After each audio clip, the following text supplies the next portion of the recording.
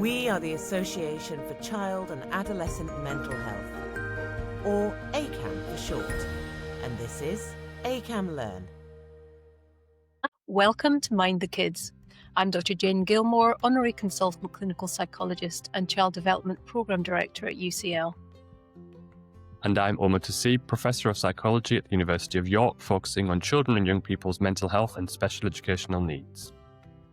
In each episode, we select a topic from the research literature and, in conversation with invited authors, sift through the data, dilemmas and debates.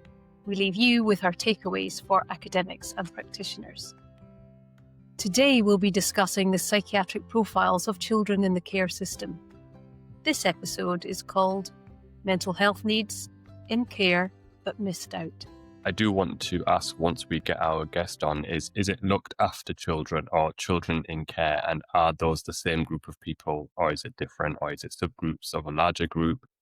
And it was interesting because I know the NSPCC use both phrases, but I read, partly because you had raised this in a pre-conversation before, that the NSPCC suggest that young people themselves prefer the phrase in care because the other phrases are more systematized. I don't know if that's a data-led piece of advice or if that's something that they have come to understand on the basis of their work with young people. But the idea of young people in care, whatever phraseology we use, comes from the sort of seminal piece of legislation is the 1989 Children's Act. And it shows that if there's evidence of harm or suggestions that harm will occur, then those children will be taken into care. That's the phrase that they're used. And those are in the sole or the joint care of a local authority. So those are the sort of legal definitions.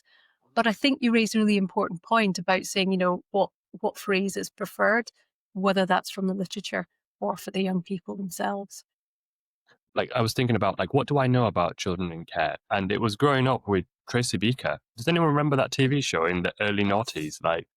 Absolutely. The dumping ground. Yeah, the dumping ground. I feel like people say to me, "Oh, did you watch Dragon Ball Z or Pokemon?" And I'm like, no, I genuinely no idea. But it seems like anyone I speak to didn't watch Tracy Beaker, and it was one of the best shows on TV. But it was a really nice TV show to watch. And I think maybe we'll find out in today's conversation. I think it glamorized what it's like to be in care, even though it wasn't particularly glamorous. My understanding is it wasn't particularly representative of what it's like to be in care.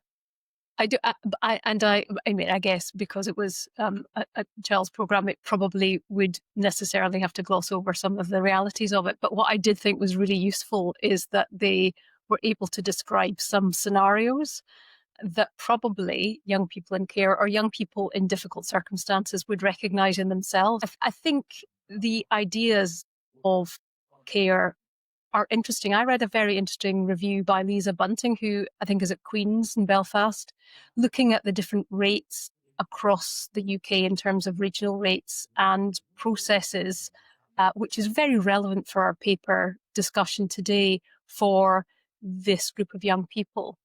And what was interesting is that there is quite a wide range of regional variation across the UK, which is astonishing, really, given that we are one nation, but it implies that the nuance of a process probably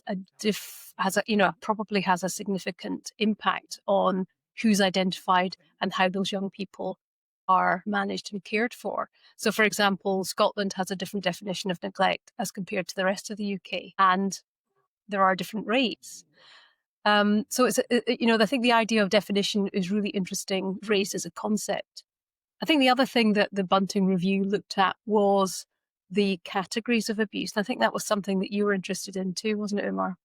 Yeah, I think that I was really thinking about how we could try and unpack with our guest who are the children in care and what are some of the reasons that children go into care. And I think based on my reading of the paper and some other reading, it seems to me that it's abuse, neglect, witnessing domestic violence, parental mental illness, maybe substance abuse by the parent. Those seem to be the key reasons why children go into care. But, there may be other reasons, and those categories probably don't capture everything, but they seem to be the main ones.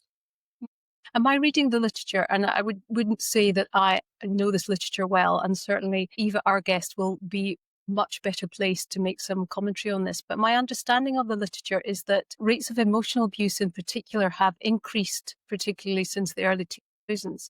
Now, whether that's because of a change in definition, whether that's because of a systemic understanding, often in care situations, a case will change policy, and perhaps there's a lower rate of concern in the social care system, or whether that's an increased awareness of what emotional abuse is and the concern and effect that might have on young people. And we talked a little bit in a previous episode about the impact of so-called witnessing minor acts of violence in a family context. Now, that is an experience that would be described in the context of emotional abuse. So I wonder if that's in there, but maybe we can ask Eva about that in more detail, because I think she will know this literature in some detail.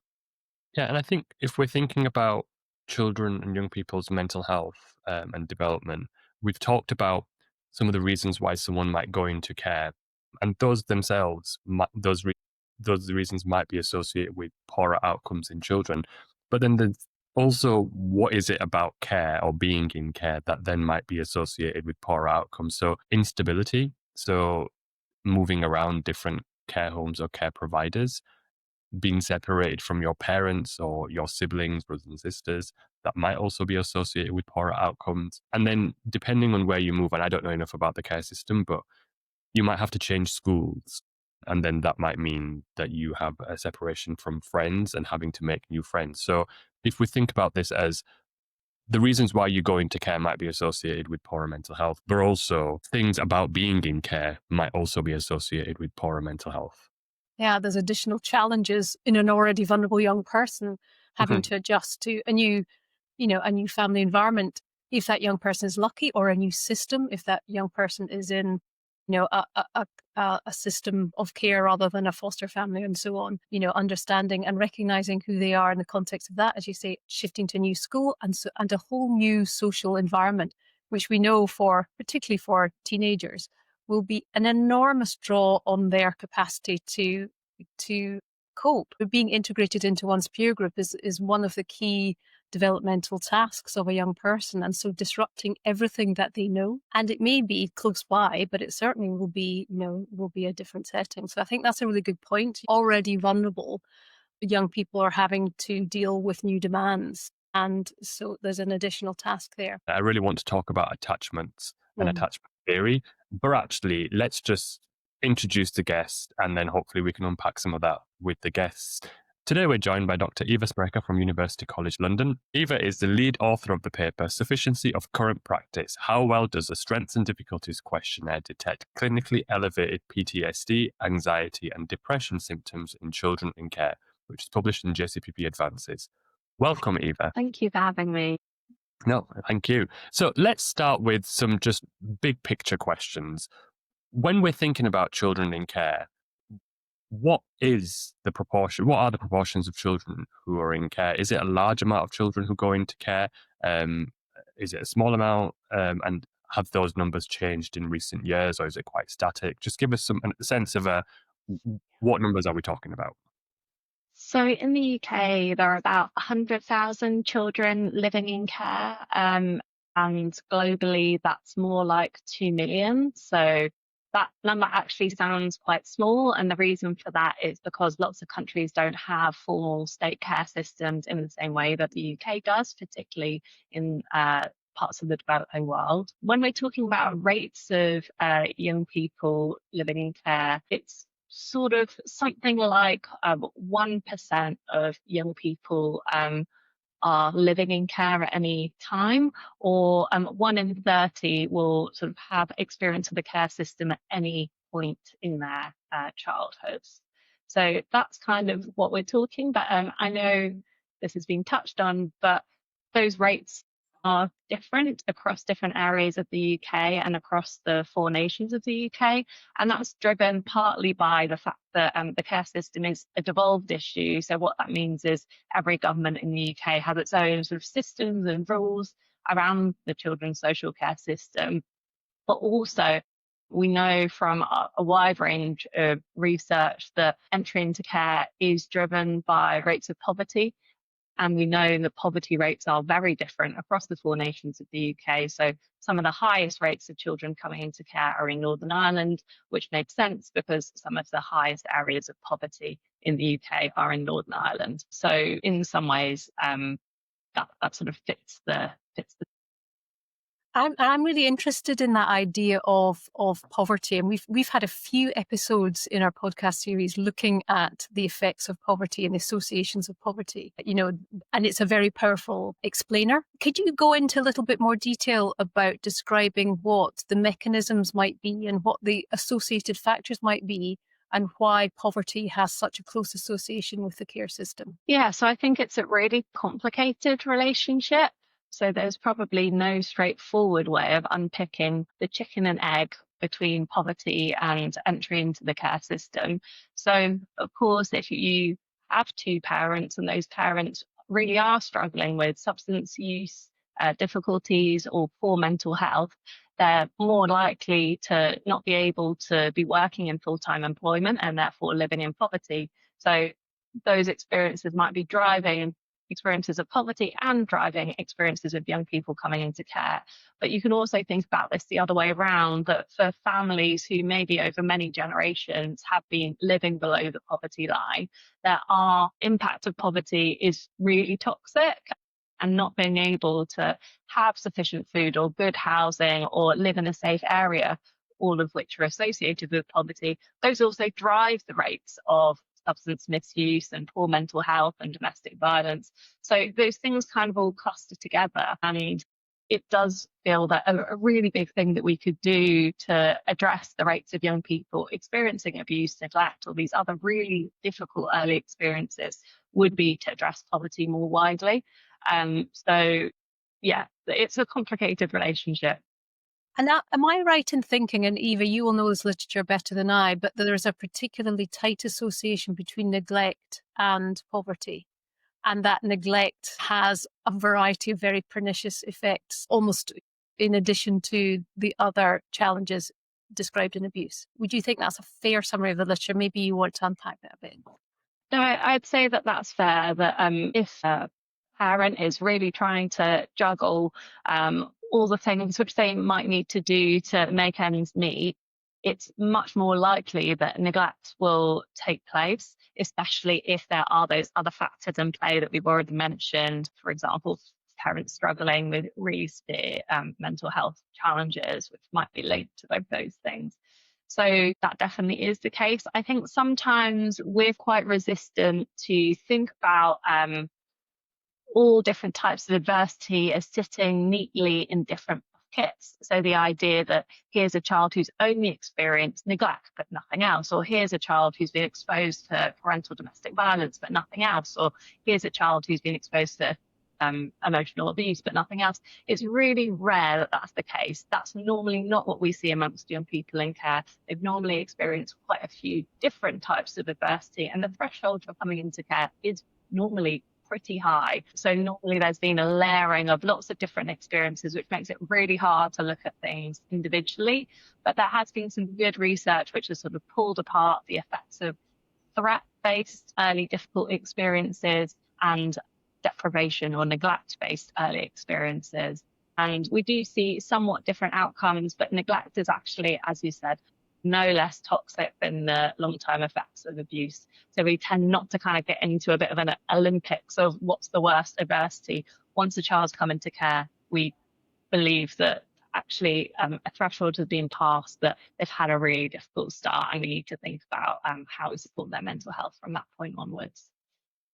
And so these children who go into care, I think it would be really helpful to think about what it means to be in care. Like, what are we talking about? Are we talking about foster homes? Are we talking about adoption? Are we talking about kids who are maybe no longer in their immediate family, but with extended family?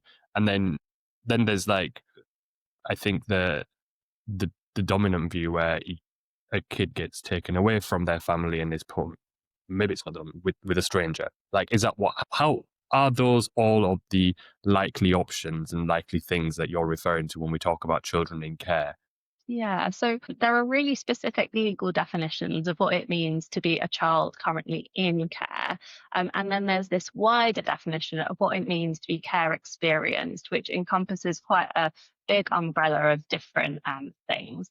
So for a child to be in care, the local authority or the government or the state needs to at least have some parental responsibility for that child. Actually, some children can technically be in care where the local authority is somewhat their legal parent or sharing that, but they can still be living with their birth parents at home.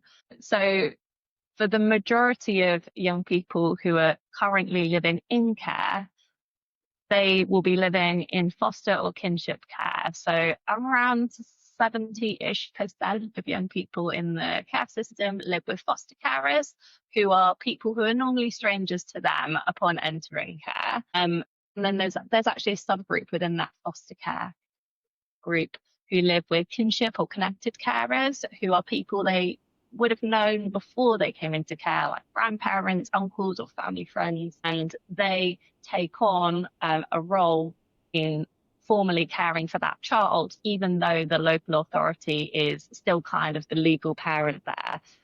So that child is still in care. But then there's a really large group, the sort of remaining 30 or so percent, who are living in lots of different other settings, which might be group children's homes. We're not talking about big sort of Oliver Twist style children's homes. We're talking normally about homes for between 2 and 6 children.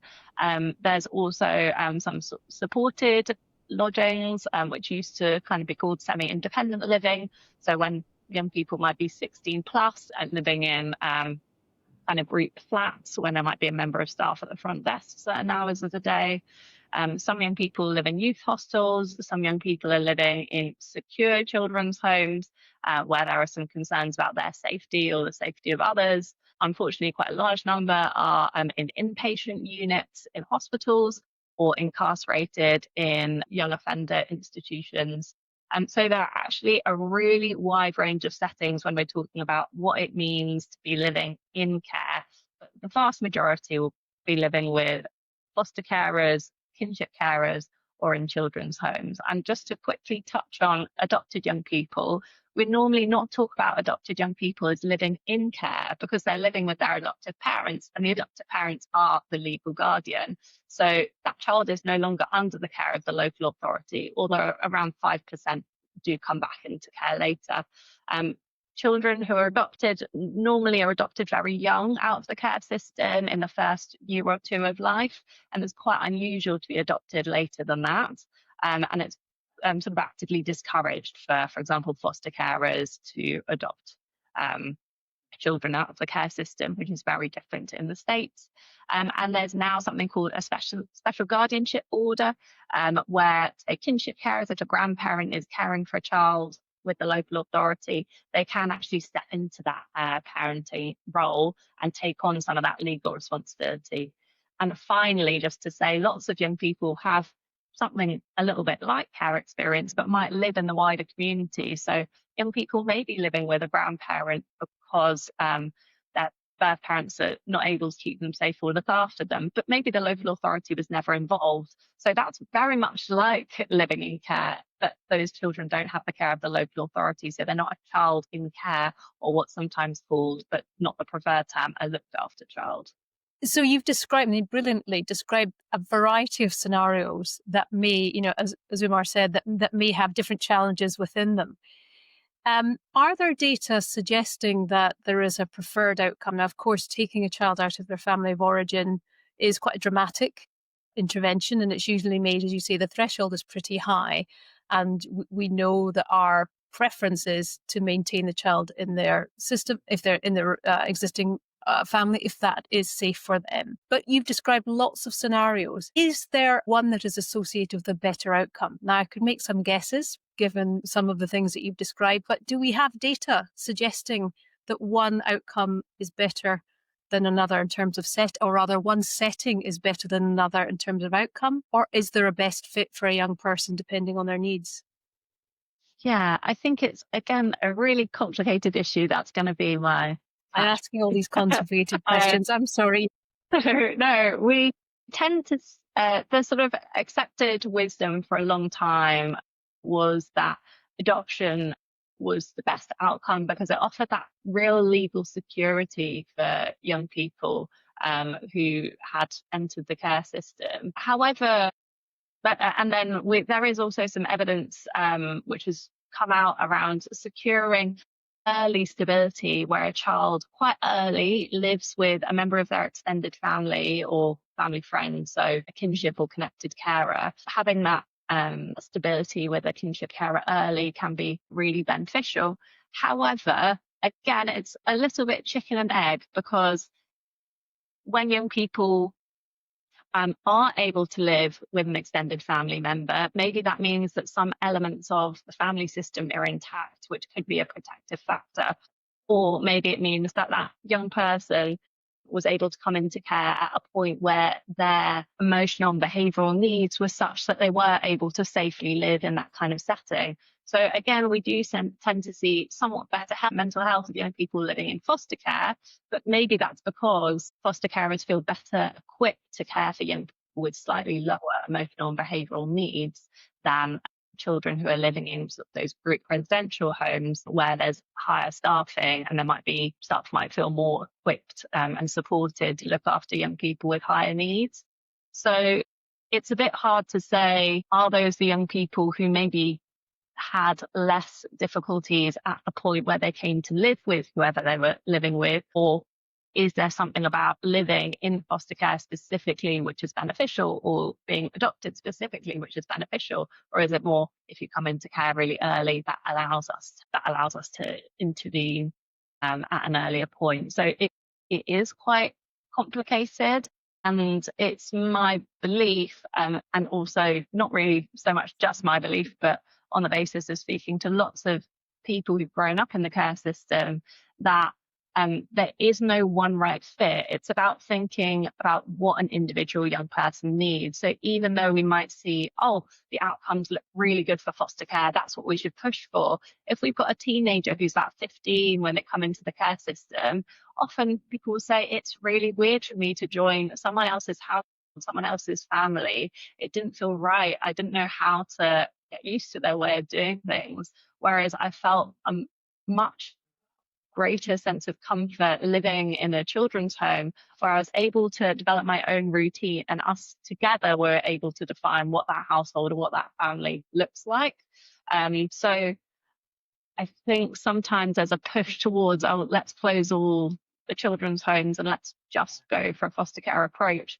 But actually, if you speak to lots of young people, they wouldn't support that, because residential care can be what some young people really need and what works best for them. One of the things that I wanted to ask you, and I'm not sure it's relevant, but I think it links to my next question. So the first part of the question was, what are some of the challenges that children in care experience that children who aren't in care would experience? But I think based on what you've said so far, it's not a homogenous group, so they're not necessarily going to experience the same challenges. So maybe I will phrase that differently. And so your paper's about whether the Strengths and Difficulties questionnaire, which is a common screening tool for risk of mental health difficulties, can be used to screen for mental health difficulties for children who are in care. So I suppose, why would you expect there to be a difference? So I think that there are two parts to that question. So I'm going to answer your first question about the additional pressures on young people living in care, because there are certainly some which are unique to this context. And then I'm going to come to your second question. So young people living in care, they do have a higher rate of experiencing adverse experiences to the wider population. Like I said, the threshold for coming into care is pretty high. So normally by the time a young person's come into care, they've either experienced some sort of exposures while in the womb, maybe to alcohol or substances, which can really have an effect even before young people are born. And then all the experiences we've talked about in terms of abuse, neglect, exposure to domestic violence, substance use, and parental poor mental health. So there's a lot which happens when young people come into care, or before young people come into care. But after young people enter care, it really doesn't end.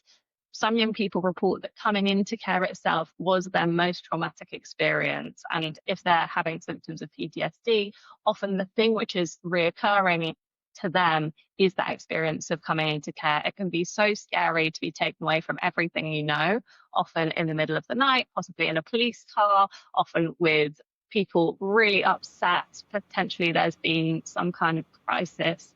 And that in itself is often experienced as traumatic. And once young people come into care, there are experiences of instability, which can really further compound this disruption in children's early lives. We know that around half of young people live what we call out of county, meaning that they no longer live in the area where they grew up or where they came into care.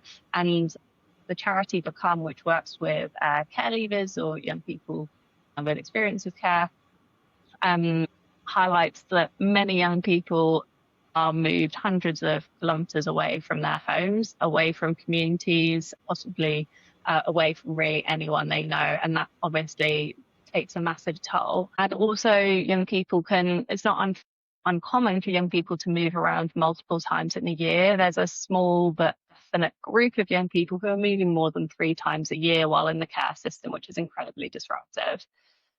There are also additional systemic pressures that young people in care face. They do have a really difficult time in terms of securing housing, employment, and having that security in their education, which is really not surprising if you've moved around so many times in your life.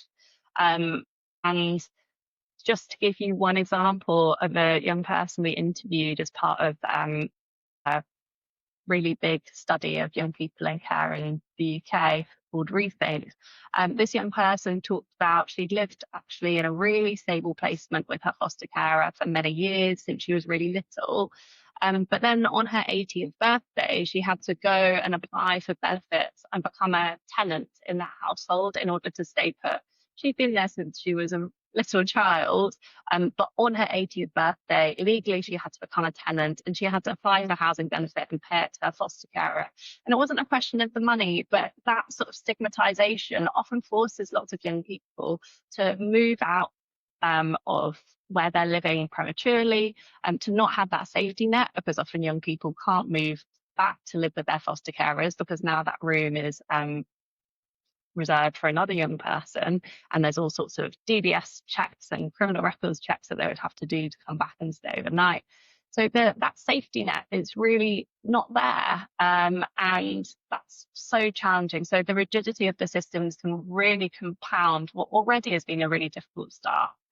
So that was a long answer, but my answer to the second part of your question is really short, which is what we expected to see with Strengths and Difficulties questionnaire was the same as what we'd expect to see with the general population. The Strengths and Difficulties questionnaire is not designed to detect all mental health difficulties, and it's certainly not designed to detect PTSD, which is one of the most common mental health conditions we see amongst young people in care, unsurprisingly. And so all that we were doing is testing what to most psychologists will be quite obvious, that this questionnaire, which is not designed to detect specific things, is going to miss those specific things in this likely trauma-exposed group. But the beauty of your question, may I say, it's a very well written paper, Eva, and I really enjoyed reading it because you're saying, well, look, this is an obvious question, but it's such an important one. And we can only say that these processes are inadequate with the data that you've delivered. And so it's such a valuable and simple question. And as you say, this is not about the invalidity of the SDQ. It's about the system and the processes that are required to describe and delineate a very vulnerable group, many of whom we know will have PTSD. So I think, it must have been very satisfying to look at the data, I can only imagine, because asking that very clear question and having such a clear outcome allows you to message with absolute clarity. So, I hope, and I think it will have an impact, one hopes, because the data is so clear. Yeah. I think if we just conscious of the time, just think about wrapping up here. But one of the things that I want to ask you is so what does that mean now? So, for people and providers and people who use the Strengths and Difficulties questionnaire to screen for common mental health difficulties. And what you're saying is, and I think what your paper finds, is that it's not great at picking up PTSD, which it wasn't intended to do. Now what? So what? What do we do? Yeah. So while it was in some ways satisfying to look at that data, it was actually really heartbreaking because we were so upset really to see how many young people are being missed by this screening tool. And actually England's doing really well in that they have a screening tool. In the other countries of the UK, there is no statutory screening tool. So in a way, we love the Strengths and Difficulties questionnaire and we wish everyone was using it. But as we said, it's not enough. So this is a nice time for me to plug a new randomized control trial, which we're doing called the My Voice project, which is trialing introducing comprehensive mental health assessments for young people living in the care system when there are concerns about their mental health, to try and do a quite detailed look to understand what exactly are young people facing, to try and get them the right support and get everyone on the same page. We're talking GPs, social workers, carers, and young people themselves to be able to put words to what's going on for them. So many young people we speak to in our research, we will always let them know, you have scored highly on this questionnaire. Maybe you're being affected by memories from the past of what's happened, which are really getting in the way of you living your life day to day with flashbacks and nightmares. And they'll say, I thought I had to live with that forever. I didn't think that that was to do with mental health. I thought that was just going to be my life. And to be able to say to young people, actually, there are things we might be able to do about that.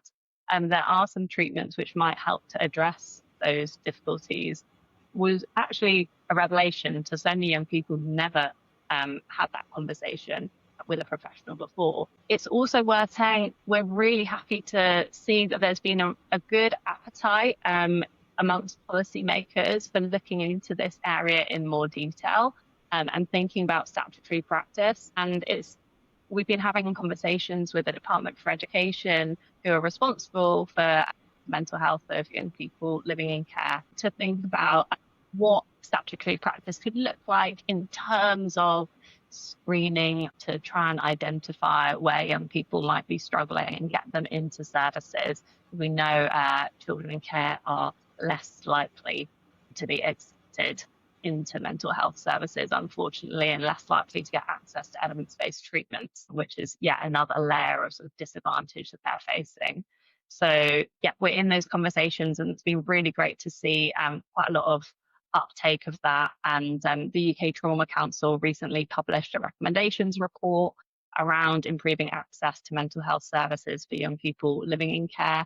And there's been quite a lot of uptake of that into the Education Select Committee for supporting children in care. So we hope to see a lot of movement in this space, and we're really excited about it. But this study did feel like a big bit of the puzzle to say what we probably all could have guessed, but as Jay said, with those hard numbers. I just want to wrap up and finish there, but I want to do that by saying what's been really nice about this conversation with you, Eva, has been that I think you've demonstrated as an individual what an all-round good researcher and academic does. Like, you've answered a research question which is of a scientific importance, and there's a need for it. Talked about your experiences of speaking to children and young people who are in care, so you've got that PPIE. You've talked about engagement with policymakers, and then you've also tried to think about and explain, and you have done, about the practical implications and limitations of your work. So I think in a single session, you've really encapsulated what it means to be a researcher and an academic in the UK in the times we live in. So I think that's a really, really good thing, other than as well as the topic of the conversation, which was also fascinating. So thank you. Thanks very much. I'm really lucky to be part of a really excellent research group, and also to be working on a topic which I care so strongly about. And we always think, well, we're about 100 years too late on this topic already. So we're working really hard alongside lots of care experienced people to try and make a much belated change. And it's slow progress, but we try our best. No, Eva, I think you're a rising star, and I think your passion for the project really comes through, as Umar said. So I think it's been a real pleasure to have your thoughts on this, and I look forward to seeing you change the policy using your data. It's fantastic. Thank you so much. Thank you. Wish us luck. I was thinking when we were talking to Eva was there are 2 more potential episodes from this that I was like, okay, we need to talk about this, but we don't have time today. The first one is people and individuals who've been in care and then their interactions with the criminal justice system and offending, because I think there is some correlational evidence that if you've been in care, you're more at risk of then being in prison. So it'd be nice to speak to somebody who has that knowledge of that that pipeline or that trajectory or that pathway between those two. And the other one is PTSD. So we touched upon PTSD a bit, but I think that maybe there's a need, and maybe our listeners can say, yes, we do need to know more about this. Is like, what is PTSD? What actually is PTSD? Because I think that term in life, in society, is used a bit flippantly sometimes. And, but what does PTSD actually look like in a child or a young, and how might that be different to when we just flippantly talk about PTSD, having PTSD or having a specific experience which is leads to PTSD? I think that's a really good point. And in fact, the co-occurrence between PTSD and conduct disorder, and obviously conduct disorder at its most extreme, will mean there's an inevitable engagement with the criminal justice system. So there's a great review by Bernhard and colleagues showing that the rate of co-occurrence between conduct disorder and PTSD can be up to 40%. And there is it's a meta-analysis, and it's looking at some of the shared risk factors, so exposure to a violent event, for example, as well as risk-taking in the population that have both of these conditions. So I think there's a lot of interesting overlap between those two conditions, and also a lot of interesting disconnect, if you like, between the response to that. So if you are considered as somebody that has conduct disorder, post-18, you're in the criminal justice system almost inevitably. Whereas if you were considered somebody who was, let's say, in inverted commas, acting out and had PTSD, you would be invited into the mental health system and be treated in a different way. So you would be offered, for example, trauma-focused cognitive behavioural therapy, or in some cases, EMDR, eye movement desensitization and reprocessing. So there's an evidence base for both. And I think the way that you are understood by those around you will have a huge impact on your trajectory. Are you cared for by a mental health treatment package, or are you considered somebody that needs to be punished for your actions? So I think that's a great point to raise, and I think a really important one. Yeah. And I think this brings me, if we're there, to my academic takeaway. And I stopped myself from saying this during the recording earlier when we had the guest, which was Eva was saying that we can't just say these are the kids in care and then these are the outcomes or something like that. And what I wanted to say at that point was, oh yeah, you should listen to our other episode about labels and diagnostic labels, where I'm like, we can't tick the boxes. And I think it is that when children, I think it was the point where children are in care, but actually they have lots of other stuff going on as well. It's not just that these children are in care. And I think for me, that is the takeaway again from as with some other episodes, which is we can't just look at the one thing that we're interested in. So when we're thinking about children in care, we're not just thinking about, oh, well, these children are in care and it is the care or being in care that's leading to these adverse outcomes. Actually, those children have lots of other stuff going on as well. Things that have happened before they got into care, things that are happening whilst they're in care. And it might not be the care that's leading to certain outcomes. So it's that point of, let's look at the whole child.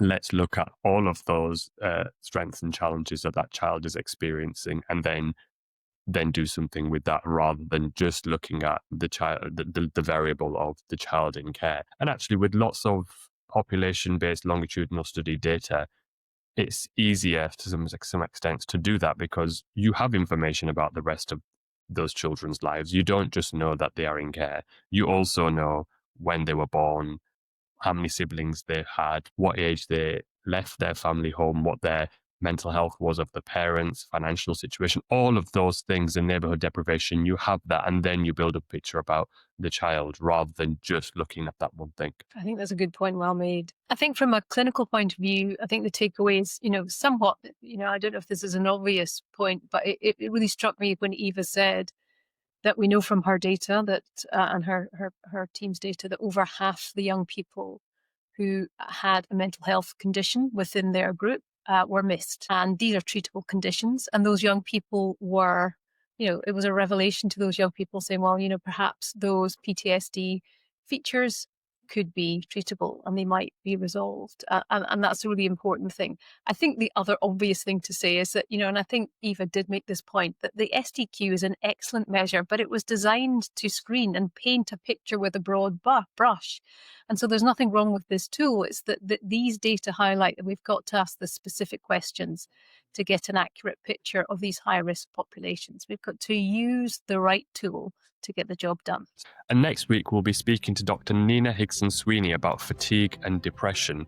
And part of that discussion will be around the impact study, which we previously discussed with Ian Goodyear on an episode earlier in this series.